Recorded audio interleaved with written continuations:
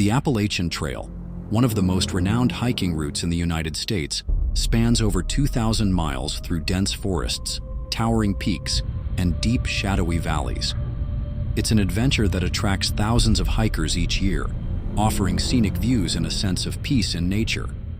But nestled in the rugged hills near Roanoke, Virginia, lies an unnerving stretch of the trail. Known to few as the Devil's Passage, this section is avoided by locals, its name whispered in dark corners, never spoken aloud in the daylight. Hikers who unknowingly wander into this haunted path often vanish without a trace. Those fortunate enough to escape tell tales of unexplainable phenomena, creeping shadows, unnatural silence, and something that watches from the trees. The park rangers refuse to even acknowledge this part of the trail, brushing it off as an urban legend. But deep down, they know the truth. Something in the woods has fed on the souls of many. In 2017, an experienced solo hiker, Daniel Carter, set out to conquer the Appalachian Trail. A seasoned outdoorsman with multiple successful hikes under his belt, Daniel was eager for another adventure, unaware of the darkness that awaited him. He began his journey on the morning of September 10th with excitement in his heart, documenting his every move with photos and journal entries. His path took him deep into the woods, miles away from civilization, where he found a sense of solitude that made him feel more alive than ever. But as he ventured deeper, strange occurrences started to unsettle him. It began with subtle changes in the environment, small disorienting shifts. At night, the air grew still, unnaturally so, as if the forest had fallen into a suspended animation, holding its breath. Daniel shrugged it off at first, but soon, his keen sense of survival began to scream warning signals. Something was not right, and it wasn't just the silence. It was the eyes in the shadows, the sense of being followed, even when there was no one in sight. On the evening of September 17th, Daniel set up camp near an old abandoned fire tower that hadn't seen visitors in decades. The trees around him were unnaturally still, not a single leaf stirred in the wind. The moonlight barely penetrated the dense canopy, casting eerie shadows on the ground. As he unpacked his gear, he noticed something strange. Large footprints around the base of the tower. They weren't his. They weren't even human. The toes were elongated, twisted, and clawed. The prints circled the tower, moving slowly and deliberately, as if something had been watching him all night. Shaking, Daniel took a photo and sent it to his friend Mark with the message, "Ever seen anything like this? Feels like someone is stalking me." Mark's response was immediate. "Get out of there. Now this doesn't sound right." But Daniel, trying to maintain his cool, brushed it off as the effects of isolation. He couldn't be paranoid. He had hiked through far worse conditions, surely. As night fell, the tension in the air grew thicker. The silence was deafening. No animal sounds, no rustling of leaves, just empty stillness. But then, in the dead of night, something else started. At first, it was barely audible. Whispers from the trees. Low, distorted voices that seemed to come from everywhere and nowhere at once. It wasn't the wind. It wasn't wildlife. It was a strange, dissonant language Daniel couldn't comprehend. A language that seemed to twist his thoughts, making his mind feel muddled and confused. The whispers grew louder, sharper. Then footsteps. Heavy, deliberate, the sound of something large moving through the underbrush. Daniel froze, his blood running cold as he heard the steps move around his tent, slow, calculating. Then came the breathing. It was ragged, deep, wet, as if someone or something was standing just inches away, exhaling into the night air. His heart hammered in his chest, and his pulse quickened as he realized this wasn't a person. Whatever was out there, it wasn't human. Daniel grabbed his flashlight, his hands trembling as he unzipped the tent. He shined the light into the forest, sweeping the beam across the trees, hoping for something, anything, that would explain the terrifying sounds. But all he saw was darkness. The light flickered, and for a brief moment, the outline of a figure appeared at the edge of the trees. Tall, impossibly thin, with elongated limbs that stretched into the night. its fingers curled into sharp, jagged points, its body bending in unnatural angles, as though it didn't belong in the realm of the living. Its face was a void, a black nothingness where features should have been, as though it were an entity made of pure shadow. Daniel's flashlight flickered again. When it illuminated the forest, the figure was gone, but the feeling of being watched remained, oppressive, heavy. He quickly zipped the tent shut, his breath shallow, his heart racing. He tried to rationalize it. He tried to convince himself it was the product of fatigue and isolation, but deep down, he knew he was no longer alone. With trembling fingers, he sent a final message to Mark. "Something's out here. It's watching me." Then, the forest went quiet. No footsteps, no whispers, just complete, unnatural silence, as if the world itself was holding its breath. Daniel tried to sleep, but every time he closed his eyes, the feeling of eyes on him grew stronger. The next morning, Daniel's camp was found, but he was gone. His tent, sleeping bag, and backpack were untouched, as if he had simply vanished in the night. The only evidence that he had been there were the footprints, 2 sets, one human, one unhuman. The unhuman set was disturbingly large, its claws digging deep into the earth, leaving behind a mark that would never fade. The college dormitories at Cedar Ridge University were old, worn out by decades of students who came and went, each leaving their mark. The creaky hallways and cracked floors were familiar to most students, and for the most part, they were nothing more than the backdrop to the usual college life: late-night study sessions, group projects, and rowdy parties. But there was one room that no one talked about: Room 428. It was on the 4th floor of the oldest dormitory on campus, tucked away at the end of a long, dimly lit hallway. Most students avoided it, even though it was assigned to freshmen just like any other. But there was something unsettling about Room 428. For years, the room had a reputation that no one wanted to face. Every year, the room would change hands, and each new occupant would leave within a few weeks, never returning to talk about their experience. Some said it was because of the poor ventilation and the strange draft that filled the room, no matter what time of year it was. Others whispered about unexplainable noises, creaking floors, doors opening on their own, and footsteps echoing late at night, but no one ever spoke too openly about it.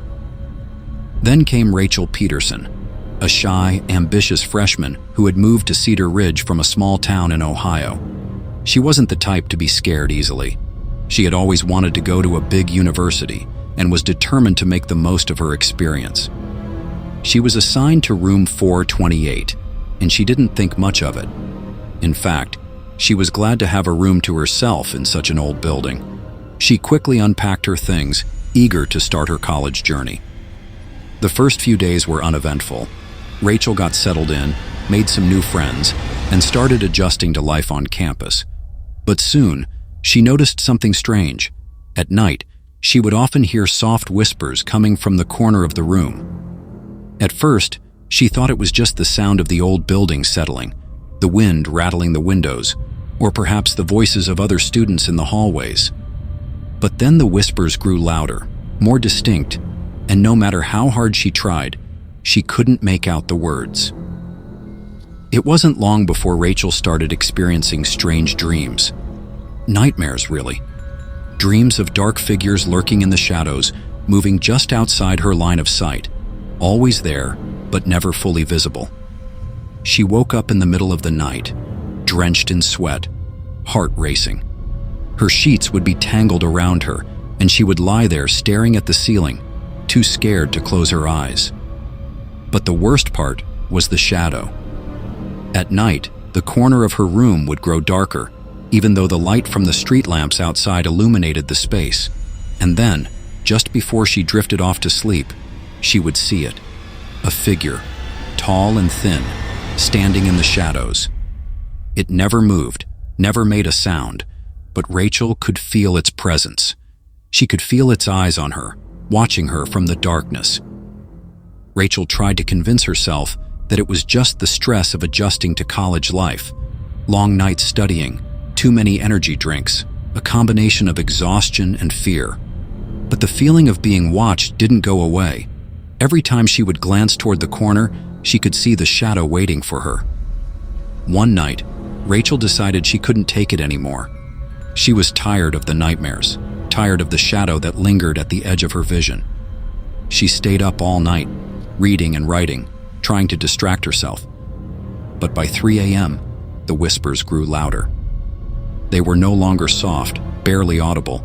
They were clear now, distinct. The voice, it sounded like a man's voice, deep and raspy.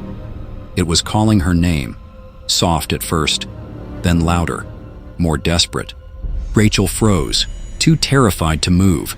She turned her head slowly to the corner of the room. The shadow was there, but this time it was moving. The figure began to shift, growing taller, its form becoming more defined. Rachel could see its shape now, a man, or something like a man, but with a distorted face. Its eyes were empty voids, and its mouth was stretched into a grin that seemed to stretch on forever. The shadow stepped forward, its movement unnatural, like it was floating, not walking. Rachel's heart pounded in her chest as she watched in horror, unable to move, unable to scream. She wanted to run to escape, but her body was frozen in place. The figure grew closer, and then, without warning, it lunged toward her. Rachel screamed, her voice echoing through the empty dorm, but the shadow was already on top of her. It was cold, colder than any winter night she had ever felt, and she could feel its icy breath on her skin. The darkness closed in around her, suffocating her. And just before she lost consciousness, she heard the voice again, a low, guttural whisper. "You're mine." The next morning, Rachel's roommates found the door to room 428 wide open. Inside, they found her bed empty, the sheets tangled, and the room eerily cold. Rachel was nowhere to be found. Her belongings were still there, as though she had simply vanished. The only sign that something had happened was the shadow, a strange dark stain on the floor in the corner, which no one could explain. The university conducted an investigation, but no trace of Rachel was ever found. Her name was erased from the dormitory records, and room 428 remained empty for a long time. But the whispers and the shadow remained, lingering in the corners of the room, waiting for its next victim. Some say Rachel is still out there, lost in the shadows, trapped in the very room she once called home. Others believe the shadow in room 428 is waiting, always waiting, for someone to take Rachel's place. And if you ever find yourself staying in Cedar Ridge University and you're given the key to room 428, remember this. Don't go in, because room 428 is never empty, and once you enter, you may never leave.